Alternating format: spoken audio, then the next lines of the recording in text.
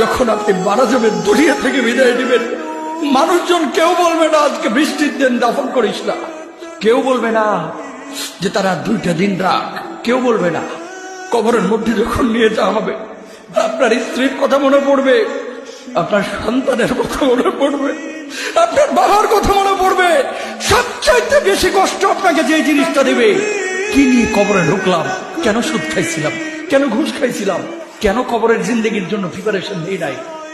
দুনিয়ার জিন্দেগিতে একটা মামলায় ফেসে গেলে সুপ্রিম কোর্টে যাওয়া যায়, উচ্চ আদালতে যাওয়া যায়। আখিরাতের জিন্দেগিতে কোনো মামলায় ফেসে গেলে পালাবার কোনো আর পথ নাই। চলে যেতে হবে।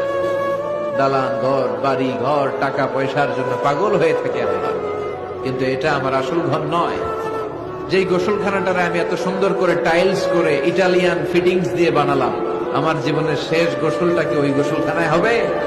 কথা বলে, যেখানে লাশ ধোয়ায় ওইখানে আমার গোসল হবে। এগুলো আমরা ভাবতে চাই না। কবরের জীবনটা আসল জীবন। কবর জগতে কোনো রং নাই, কবর জগতে কোনো স্বাদ নাই, কবর জগতে কিচ্ছু নাই, মাটি আর মাটি। হ্যাঁ, যদি আপনি মালিককে খুশি করে যেতে পারেন, অন্ধকারটাও আলোকিত হয়ে যাবে। কষ্ট করার সময় আপনার কবরের চিন্তা আপনি করেন, আমার কবরের চিন্তা আমি করব। আপনি আমাকে বেশি থেকে বেশি উৎসাহ দিতে পারবেন ভাইয়া।